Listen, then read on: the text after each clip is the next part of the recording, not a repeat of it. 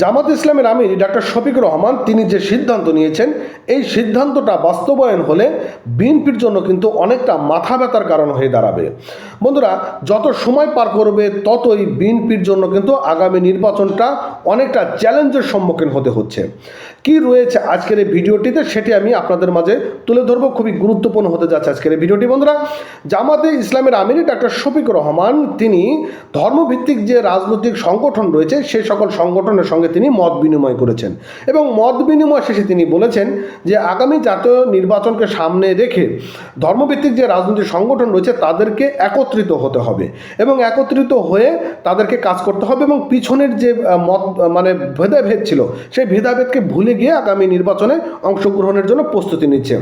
এখন তিনি তো এই কথাটি বললেন, আরও তিনি যে টুইস্ট দিয়েছেন এটি কিন্তু বিএনপির জন্য আরও একটি বড় সমস্যা। সেটি হচ্ছে তিনি বলেছেন যে 5ই আগস্টে এই ফ্যাসিবাদী বিরোধী আন্দোলনে যারা অংশগ্রহণ করেছিলেন তারা যদি মনে করেন যে জামাত ইসলামের সঙ্গে কাজ করবেন তবে তাদেরকে স্বাগত জানানো হবে।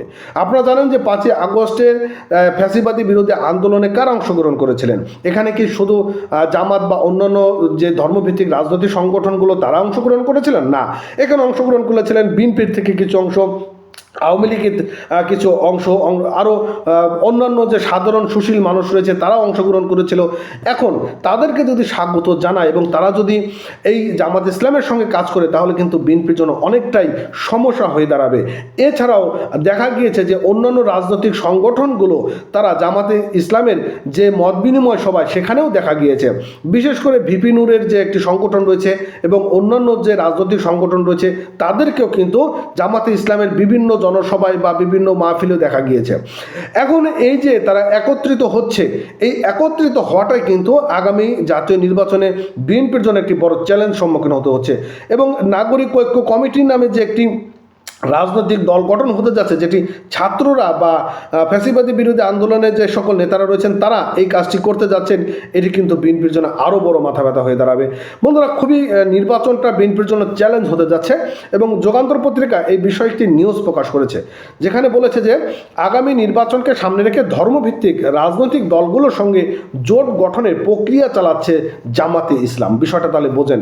এবং 5 আগস্ট পরবর্তী পরিস্থিতিতে ভেদাভেদ ভুলে বেশ কয়েকটি ইসলামিক দলের সঙ্গে মত বিনিময় করেছেন জামাতের শীর্ষ নেতারা। এই বিষয়গুলো কিন্তু আমরা দেখেছি যে জামাতের মধ্যে বা ধর্মভিত্তিক যে ইসলামিক সংগঠনগুলো রয়েছে তারা অনেকটাই বিতর্কের মধ্যে থাকে কিন্তু সব কিছু ভুলে গিয়ে আবার একত্রিত হয়। কিন্তু আওয়ামী লীগের মধ্যেও এটি দেখা যায়নি, বিএনপির মধ্যেও এটি দেখা যায়নি, যার জন্য তারা কিন্তু এখন ভেঙে যাচ্ছে এবং ইসলামিক দলের বাইরে কয়েকটি দল ও জোটের শীর্ষ নেতাদের সঙ্গে মত বিনিময় করেছেন। এছাড়া বিভিন্ন রাজনৈতিক দলের কর্মসূচিতে জামাত নেতাদের অংশগ্রহণে দেখা গিয়েছে এবং জানতে চাইলে জামাত ইসলামের সেক্রেটারি জেনারেল অধ্যাপক মিয়া গোলাম পরোয়ার যুগান্তরকে বলেন, পরিকল্পনা তো আছেই, আমাদের ইসলামিক দলগুলোর মধ্যে জোট করতে হবে। আবার অন্যান্য রাজনৈতিক দলের যারা ফ্যাসিবাদী বিরোধী মাঠে ছিল, দেশ এবং জাতির স্বার্থে তাদের সঙ্গে ঐক্যের পরিবেশ হবে, আমরা রাজি আছি। তো বুঝতে পারছেন যে বিগত ফ্যাসিবাদী বিরোধীর সঙ্গে যারা ছিলেন, যে কোনো রাজনৈতিক দলেরই হোক না কেন, তারা যদি মনে করে জামাত ইসলামের সঙ্গে কাজ করবে তাদেরকে তারা স্বাগত জানাবে এবং জাতীয় ঐক্য এবং ঐক্যমতের ভিত্তিতে কেবল বিশেষ করে আগস্টের চেতনা ধারণ করে এটি করা সম্ভব। যারাই ঐক্য করতে আগ্রহী হবে তাদের সঙ্গে ঐক্য করতে আমাদের কোনো দ্বিধা নেই। তাহলে বিএনপির জন্য কতটা চ্যালেঞ্জ হতে যাচ্ছে আপনারা স্টেপ বাই স্টেপগুলো বুঝতে থাকেন। এবং আগামী নির্বাচনের চ্যালেঞ্জ প্রসঙ্গে জামাতের সেক্রেটারি জেনারেল বলেন, আমরা নির্বাচন নিরপেক্ষ হওয়াটাকে চ্যালেঞ্জ মনে করি এবং পরবর্তীকালীন সরকার শুরু থেকেই অনেকটা চ্যালেঞ্জের মুখোমুখি। তাকে ডিস্টার্ব করার জন্য, একটি সুস্থ নির্বাচনের জন্য যে অভিমাত্রা সেটাকে বাধাগ্রস্ত করার জন্য দেশি বিদেশি অনেক চক্রান্ত চলছে, তিনি এমন বলেন। এবং পাশাপাশি তিনি বিএনপিকেও কিন্তু খোঁচা মেরে অনেকটা কথা বলেছেন যে বিএনপি শুধুমাত্র নির্বাচন জন্য পাগল হয়ে যাচ্ছে, কিন্তু দেশকে পুনর্গঠিত করার জন্য বা দেশে একটি সুস্থ নির্বাচনের জন্য প্রস্তুতি করার জন্য বিএনপি কিন্তু কাজ করছে না।